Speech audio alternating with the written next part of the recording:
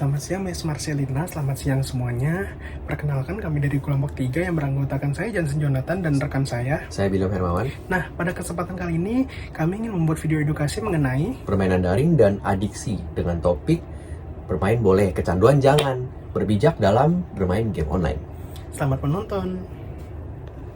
Nah, teman-teman semua sudah tidak asing lagi kan dengan game online. Game online sekarang bukan sekedar hiburan doang, namun sebagian remaja game online itu sudah jadi gaya hidup, bahkan pelarian bagi remaja itu sendiri. Nah, sebelum kita lanjut ke pembahasan lebih dalam, kita kenali dulu yuk apa sih itu kecanduan game online. Kecanduan game online dikenal sebagai Internet Gaming Disorder atau IGD menurut DSM-5 dan Gaming Disorder dalam ICD-11 oleh WHO. Nah, ciri utamanya apa aja sih?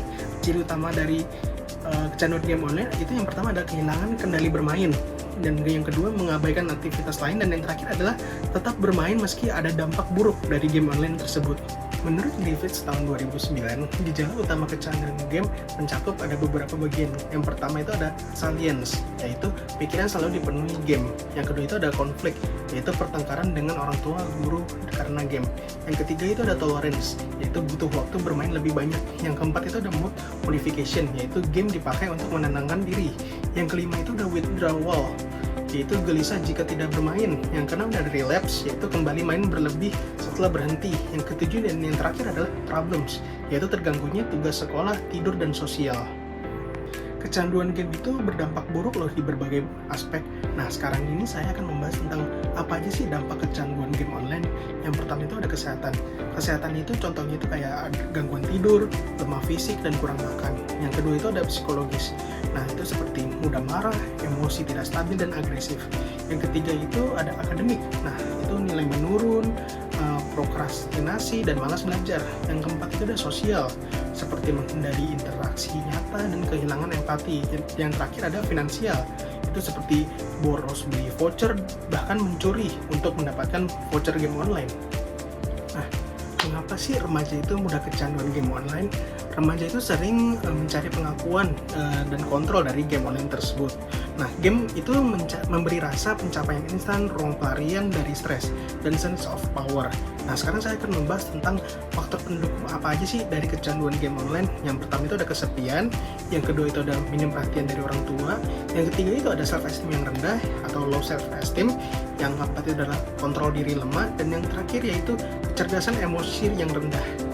Nah, tadi kan sudah dijelaskan tuh banyak tuh tentang informasi tentang kecanduan game, seperti dampak-dampaknya, faktor-faktor. Nah, sekarang ada ilustrasi nyata nih, kisah nyata gitu.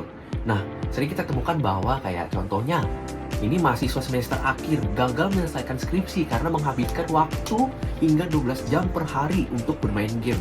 Ia lebih takut peringkat gamenya turun dibanding nilai kuliahnya. Nah, ini kisah nyata, banyak juga dari seperti anak-anak sekolah mungkin, terutama di jenjang remaja, SMP, SMA. Banyak yang memang mereka ini takut karena takut kalah sama temennya ranknya udah tinggi nih, tapi dia masih rendah, jadi dia akan main terus sampai lupa dengan tugasnya, bahkan nilai pun jadi hancur gitu, seperti itu. Nah, teman-teman tahu nggak sih sebenarnya game itu memang bisa dijadikan sebagai peningkat kreativitas kita, imajinasi kita, cuman harus dikontrol. Contohnya kayak misalnya kita sedang bermain game PUBG, Mobile Legends itu, terutama ya Mobile Legends sih, PUBG juga gitu. Tentu kita nggak bisa asal-asal dalam memainkannya gitu. Kita harus punya strategi yang baik untuk menamatkan game tersebut. Karena kalau misalnya asal-asalan juga susah mainnya gitu. Jadi bisa sebenarnya menjadi kreativitas, menjadi imajinasi kita, terus meningkatkan strategi kita dalam berperilaku, bertindak. Cuman harus dikontrol, jangan sampai berlebihan. Nah, saya akan berbagi 5 tips bagaimana sih kita tips bijak dalam bermain game online. Nah, yang pertama itu ada batasi waktu main, maksimal 1-2 jam sehari. Ya, kalau misalnya merasa kurang boleh 3-4 jam, tapi jangan seharian. Contohnya kayak mahasiswa tadi, itu sampai 12 jam sampai melupakan tugas-tugasnya, itu sangat berdampak buruk. Jadi batasi 1-2 jam per hari atau 3-4 jam. Terus yang kedua itu jadwalkan waktu main, utamakan belajar dan ibadah. Jadi jangan sampai lupa kalau kita main gitu, kita jangan sampai lupa belajar atau mengerjakan tugas kita, seperti tugas kuliah, atau kalau yang soal tugas sekolah, atau bahkan pekerjaan kita. Terus ketiga, pilih game yang edukatif, bukan cuma kompetitif. Jadi pilih game yang dirasa bisa meningkatkan strategi, seperti yang saya jelaskan tadi. Jangan game yang hanya buang-buang waktu aja gitu. Terus yang keempat, libatkan keluarga, main bareng lebih sehat. Nah, artinya gimana? Jadi kalau misalnya kita main bareng keluarga, bareng teman gitu, tentunya kita akan menjalin komunikasi yang baik gitu, sehingga terjadi keakraban seperti itu. Dan yang kelima, yang terakhir, alihkan fokus. Olahraga, seni, baca buku juga asik. Nah, memang game itu asik gitu. Senang kalau kita main itu rasanya enak gitu. Tapi ada juga loh sampingan yang lebih asik seperti olahraga, terus seni contohnya apa? Kalau misalnya suka menari boleh tuh bikin dance gitu. Terus yang suka main musik, baca buku, yang hobi baca buku juga jangan lupa baca buku gitu. Seperti itu. Nah, untuk mencegah kita kecanduan game gitu, ada beberapa cara untuk mencegah hal tersebut.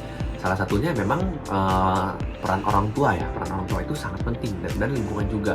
Nah, kecanduan ini bisa dicegah lewat mungkin orang tua memberikan edukasi kepada anak-anaknya bahwa memang kecanduan game itu nggak bagus itu dan apa efek jangka panjangnya gitu. Nah, terus yang kedua itu ada monitoring. Nah, orang tua itu perlu melakukan pengawasan dan komunikasi kepada anaknya gitu bagi anak-anak yang sudah terlanjur kecanduan. Bisa juga yang sebelum kecanduan itu bisa juga diawasi dan diberikan edukasi. Terus yang ketiga itu batasi akses dan dana untuk game. Nah, ini berlaku bagi anak-anak atau siapapun yang ketika main game itu merasa gatel kalau dia tuh pengen top up gitu. Kalau ada event apa gitu, pengen top up. Jadi dananya habis di situ doang untuk top up game doang gitu. Jadi duit jajannya segala macam tuh habis gitu. Nah, kita bisa batasi akses dan dana itu untuk hal-hal seperti itu. Terus yang terakhir itu ada dorong kegiatan alternatif. Nah, kegiatan alternatif seperti yang saya jelaskan tadi, seperti yang suka seni itu bisa menari, terus yang main musik, terus bisa olahraga, baca buku, dan mungkin hangout sama teman-teman itu akan lebih seru. Seperti itu. Nah, teman-teman perlu diingat ya, game itu hanya dunia virtual. Nah, penting banget.